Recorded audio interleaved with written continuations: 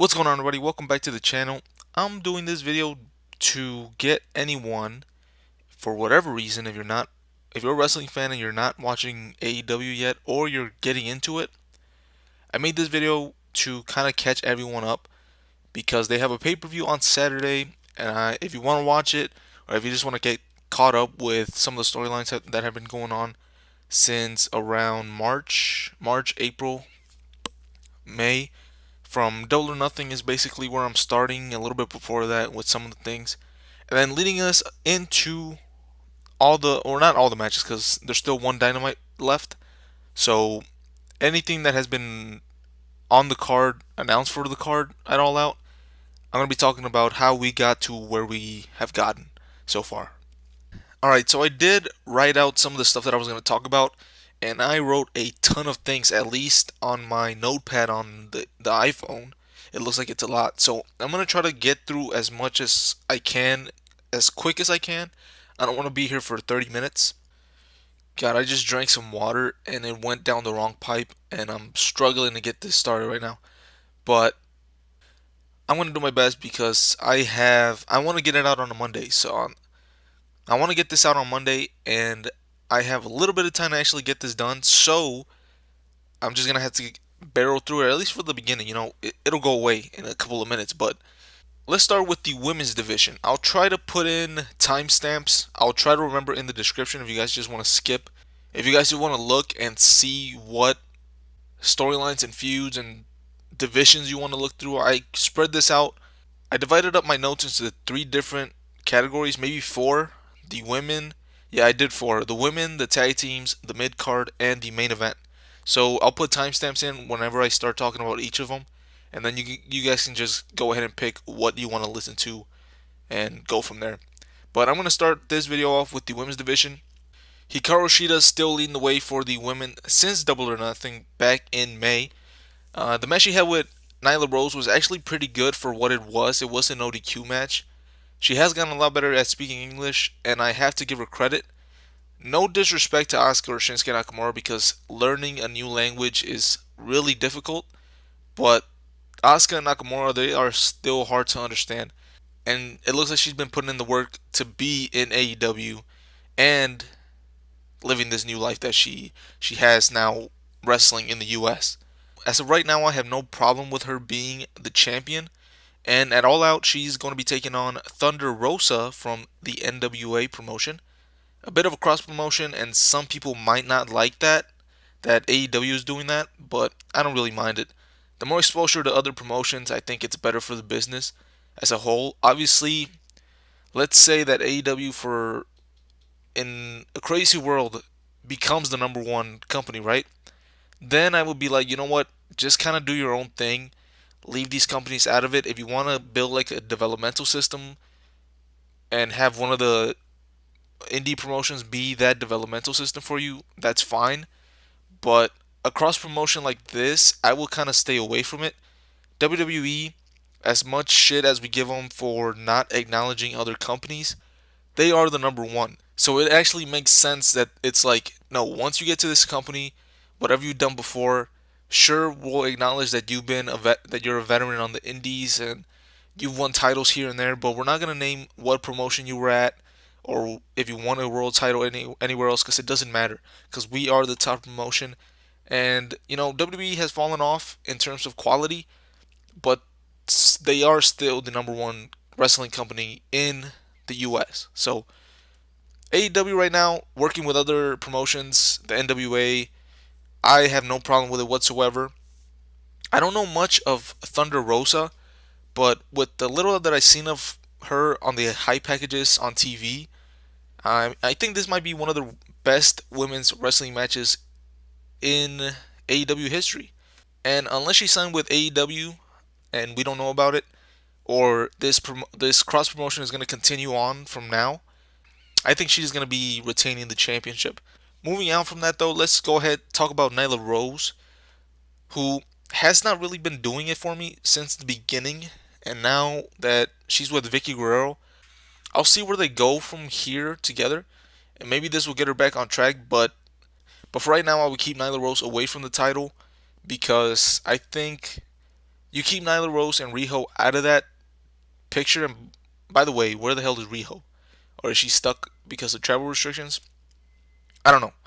But I think you keep both of those women out of the title picture for at least another 6 months, because those two are the women that were kind of leading the way during this whole terrible era of horrible women's wrestling for AEW.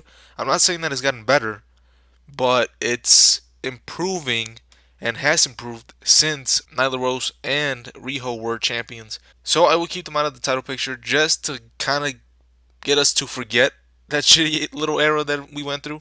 And then Chris Statlander, who I believe is injured. She is one of the few good female wrestlers they have. Her last appearance was, I think, at Double or Nothing when she beat Penelope Ford, who since has actually been picking up wins and got a title shot against Sheeta at Fyter Fest.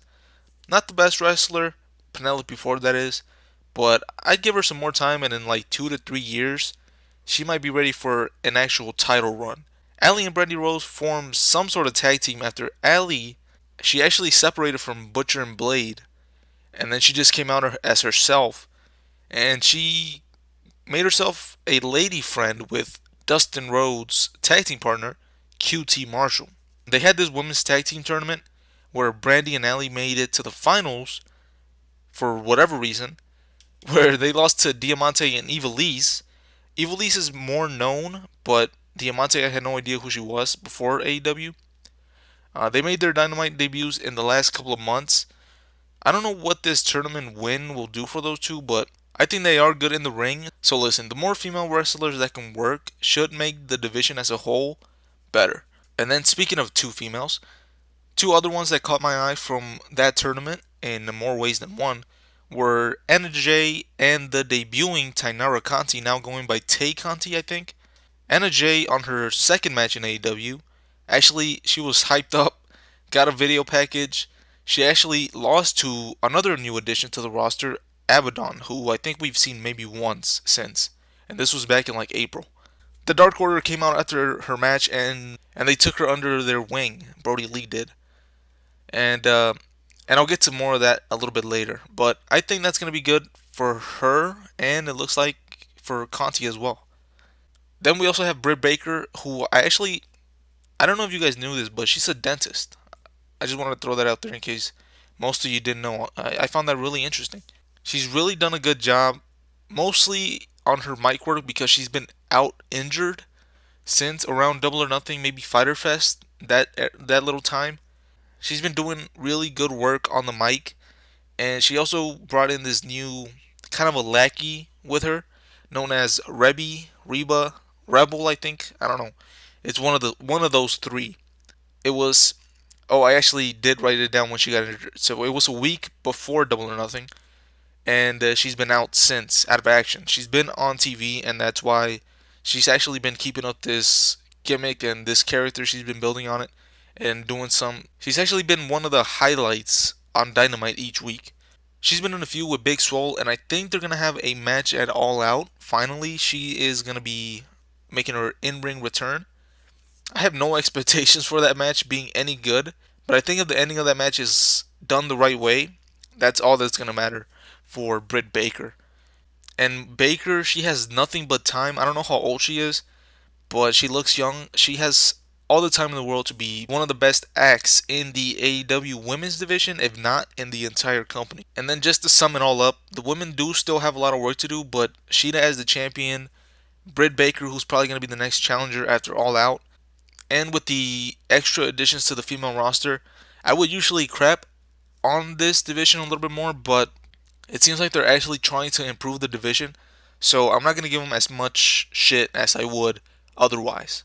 And again, I think I've said this before, but NXT just came in right before AEW and took a lot of the women indie wrestlers that might have signed with AEW if they were still in the free agency market. Alright, moving on from that, we're going to take a look at some of the tag teams and the tag team division, the feuds, the matches since Double or Nothing and stuff like that. The tag team champions are still Kenny Omega and Hangman Adam Page. They've been champions since Revolution back in February, and they actually no since January of 2020 at the Jericho Cruise when they were actually on the boat when they beat SCU. The first month since we went on lockdown, Adam Page wasn't there, so they didn't have any defenses for a while. I think the first time was against Jericho and Sammy Guevara on like the mid-April show.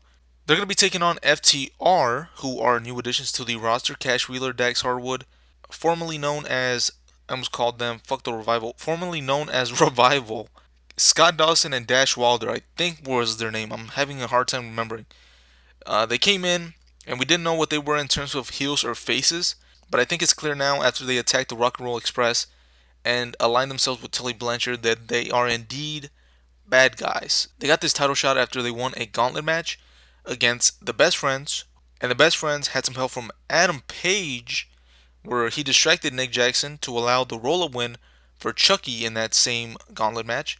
Now, Adam Page is a part of the Elite, but since FTR had debuted, he's been buddy-buddy with them and has been acting like a dick towards the Young Bucks, even going all the way back since Revolution.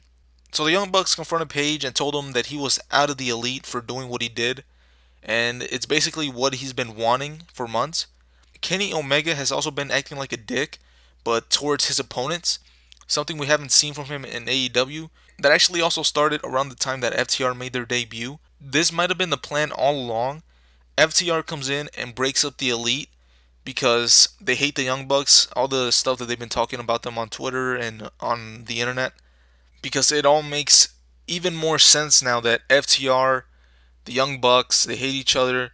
Omega, Hangman Page, they're out of the Elite, or Omega's not out of the Elite yet, but Page and Omega are still tag team champions. FTR comes in. They're creating all this animosity between Omega, Page, and the Young Bucks, and now they're going to get a tag team title shot. So again, AEW doing some good storytelling there, even if it's not in your face. You gotta put it all together at the end of the day. But if you're a wrestling fan, you should be able to, kind of put two and two together. If you kind of stop and think about it, if you're just watching show to show, you're not really gonna pay attention to that type of stuff. But if you kind of just think about it, you're like, wait, FTR debuted. That's when Page and Omega started doing some. He started showing some more heel tendencies. And Adam Page, what the hell did he just do to cost the Young Bucks a number one contendership? And now the Young Bucks are mad at Page. They're wondering what the hell is going on with Omega. And it kind of all has to do with FTR because they've been tagging with them with the Elite, and they've also been close to them. So it all makes sense. So at the pay-per-view, I can see this happening. Just doing a little fantasy booking here. Adam Page and Omega probably are going to come to a point where they aren't on the same page. FTR beat them for the belts. Omega and Page go their separate ways, maybe even leading to a match between the two of them down the line. Maybe they hold off and both turn heel, and they go after the Young Bucks first. Then, if we believe FTR is going to be the champions, that would set up an obvious match against the Young Bucks for their next special Dynamite or pay-per-view. So right now, I'm all for them taking the belts off Page and Omega and putting them on a legit tag team. Once they do that, I think this will get the division open again, because I don't think anyone has really been believable to take the belts off Omega and Page. I mentioned the Best Friends earlier. I don't know if they're facing Proud and Powerful at All Out, but they are in a feud based on Santana and Ortiz destroying Trent's mom's van a couple weeks ago. So we got that to look forward to. And then finally, for other stuff going on in the tag team division right now, Butcher and Blade, along with Rey Fenix and Pentagon, have now formed some sort of alliance with each other, and a new addition to AEW, Eddie Kingston. Now, he's been around for a while on the indies, but he's new, obviously, to AEW. I don't know what this alliance is about, but they're not doing anything else. Might as well put them in a stable and have them on TV dominating people. And with Eddie Kingston as their mouthpiece, that should be good for those four guys until they inevitably break up. Because when they were brought together by Kingston, he winked into the camera as they hugged. They came in for a hug. Eddie Kingston winked at the camera. So we're gonna see how they eventually realize that he's been using them, and then where they go from there. Because along with Proud and Powerful, I think the Lucha Bros need a storyline where they are chasing the belts and then they end up winning them. Once Page and Omega lose the belts, like I said, I think that's gonna be better for the overall division, because it's going to make for more variety of teams challenging for and actually being believable contenders, at least in my opinion. Moving away from the tag team division, we're going to take a look at the mid card division, the mid card talent. Basically, the TNT title scene. They crowned the first champion in a tournament during April. The matchups went as follows for the first round. Cody beat Shawn Spears. Darby beat Sammy Guevara. Dustin Rhodes beat Kip Sabian. And Lance Archer beat Colt Cabana in the first round. Shawn Spears went on to have a spot on Double or Nothing where he was made out basically a joke match for him and Dustin Rhodes. Maybe not pay-per-view quality, but he's actually come out and acknowledged that fact. Then he got serious again. Tully Blanchard gave him a black glove, but we haven't really seen much of him on Dynamite. He's dropped this angle where he was looking for a tag team partner. I don't know if it's him or the company, but I have no idea why they don't use Shawn Spears more. Kip Sabian, along with Penelope Ford, have been on and off TV. He hasn't really stood out much, so I'm not going to complain about the time that he's been given. He and Jimmy Havoc did have a short feud with the Best Friends, which saw them have a no DQ match that was actually one of their best matches at the start of this pandemic era of AEW. Since Double or Nothing, because of his ended tag team run with Havoc, he's just been Penelope Ford's ballet, basically. Then, in the second round of that TNT title tournament, Cody Rhodes beat Darby Allin, and then Lance Archer defeated Dustin Rhodes. Darby Allin went on to the casino ladder match and, of course, delivered some crazy moves and was one of the best performers in there, but he got injured and was out for a while. Now, he was still on TV cutting with some video promos, but he was not in the ring for a couple weeks. Dustin Rhodes then went through a rut where he was thinking of retiring. In his first match in this tournament, he actually did say that he will retire if he couldn't beat Kip Sabian, but obviously he did win that, went on to the second round. And then in his match with Lance Archer, he got destroyed, and that sent him out onto his return at Double or Nothing in that match against Shawn Spears. Then, like I said earlier, him and QT Marshall became a tag team, and then they got Ali and Brandy as their managers. And then finally, at Double or Nothing, Cody became the first ever TNT champion. Not a fan of the red strap, but AEW makes it more about the champion themselves elevating the strap instead of the championship making the person holding it. So right now the design is not one of the best titles that I've seen, but whatever. We'll get over it as long as they treat it with respect, you know what I mean? They even made this a bigger deal when Iron Mike Tyson presented Cody with the title after the match. However, one thing I didn't like is that Lance Archer was built as a monster and he had Jake Roberts with him. It took like 4 crossroads to get the job done, but I would have preferred them not to end his run so quick after it had started. I think he only had like 1 month with Jake Roberts before he started the tournament. So it was basically a month and a half of the Lance Archer that was destroying and killing everybody, and then eventually lost the championship match. I didn't understand it. And Archer hasn't really done much since either. So I still, again, I don't see why they decided to put him in that situation. If they were going to get Cody the title, fine. That's a good first TNT champion. But why would you put Lance Archer in that situation to lose after building him up the way you did? Another bad thing is that they don't have many big guys who are faces for guys like Archer to feud with. Instead, he's in the ring with guys like Sonny Kiss and Joey Janela, who he should be able to beat easily. Going back to Cody, he was doing a good job with the belt, defending it on a mostly weekly basis. Took maybe 1 or 2 weeks off. None of these have been great matches, but they are mostly just to get other people on TV. So they did what they were trying to do with the belt. They even added Ricky Starks and Eddie Kingston to the roster from these open challenges. He had a really short feud with Jake Hager that didn't really live up to any hype with the match they had on the special Fyter Fest episode. Then, after his match with another indie guy, Warhorse, he got attacked by Reynolds and Silver of the Dark Order. Then, out came the debuting Matt Cardona for the save. Not the best of debuts for a new guy, kind of just a matter-of-fact type of introduction. And then went on to set up a tag team match between those four for the following week. And then we have Brody Lee, who declared himself the challenger for the special Saturday Night Dynamite episode.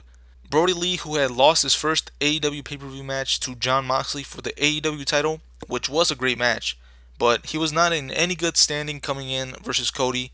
So what do? He destroys and kills Cody, just like Lance Archer should have been doing. But Brody wins the TNT title, making the Dark Order a threat once again. If you go back to when Grayson and Uno debuted and told me that that gimmick was not going to be scrapped in the next few months, I would not have believed you. By the start of 2020, I thought it was going to be gone for sure. But with the addition of Brody Lee as the leader and the way that they've been featured, their bits on being the elite, Colt Cabana being recruited by them, and they added Anna Jay and possibly Tay Conti, this group continues to get better and actually entertaining. Evil Uno and Stu Grayson, by the way, have also had a couple of tag team matches, and they are really impressive with some of the moves that they can do. So that even adds another layer of me wanting to see these guys on TV. If you guys haven't checked out the Being the Elite series, go back maybe 1 or 2 months and just check out the Dark Order bits.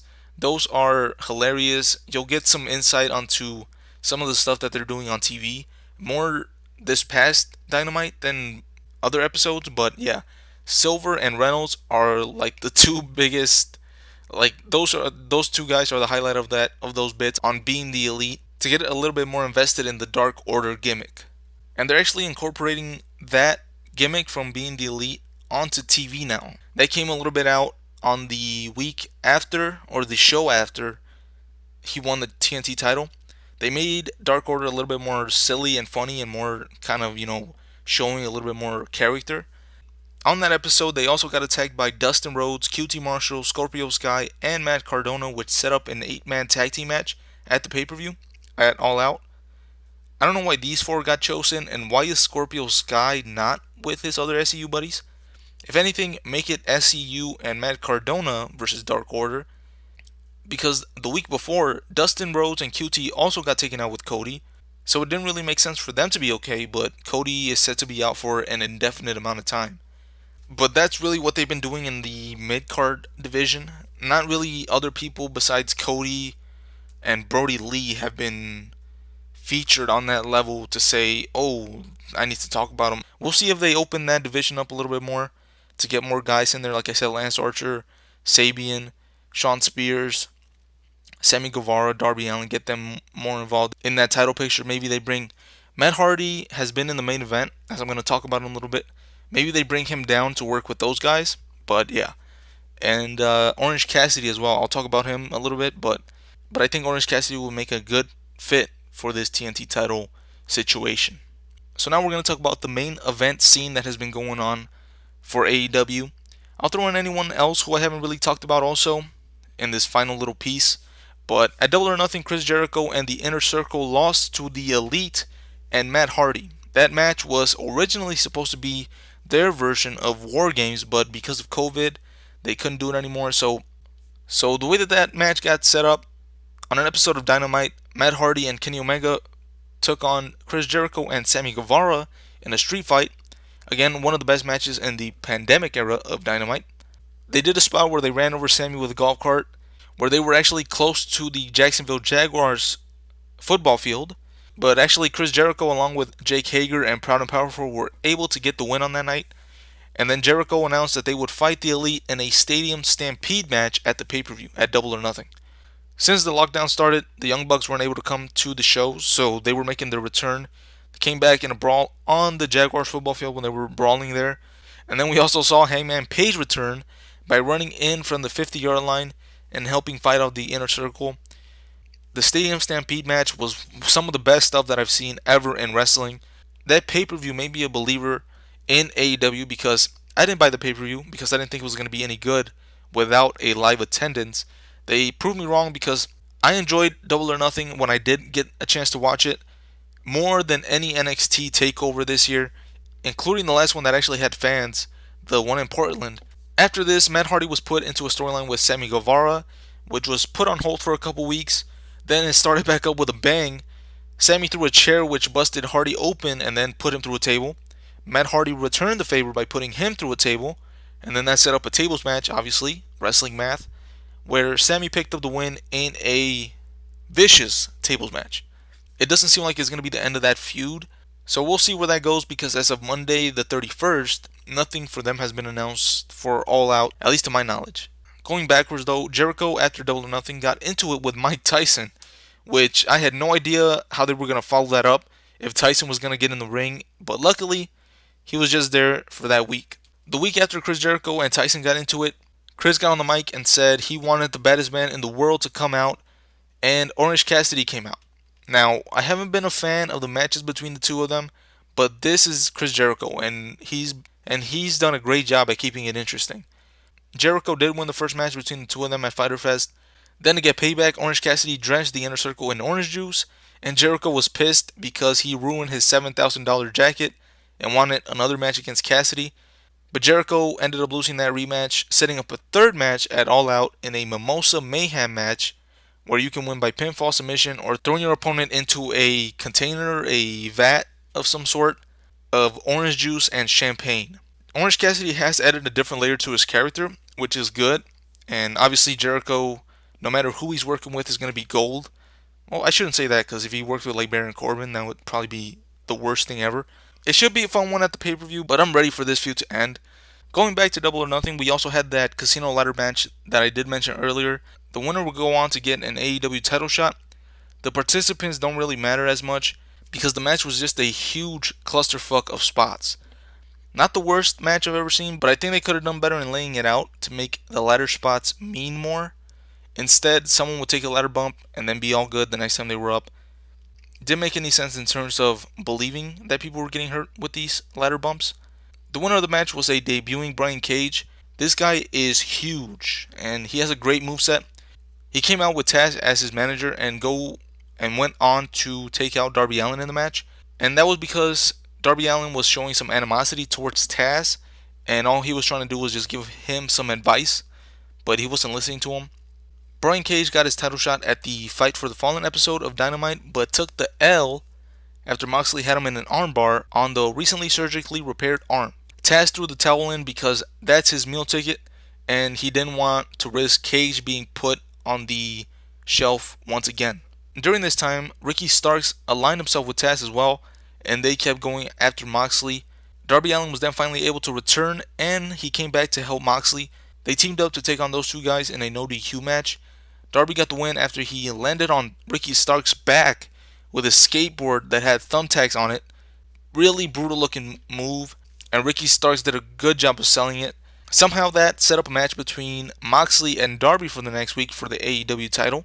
And then before we get to what happened there, let's talk about what MJF has been up to since the last pay-per-view. He had a good match where he beat Jungle Boy at Double or Nothing. Again, another match that I had no expectations of being any good, but they pulled it off. Had a decent pay-per-view match.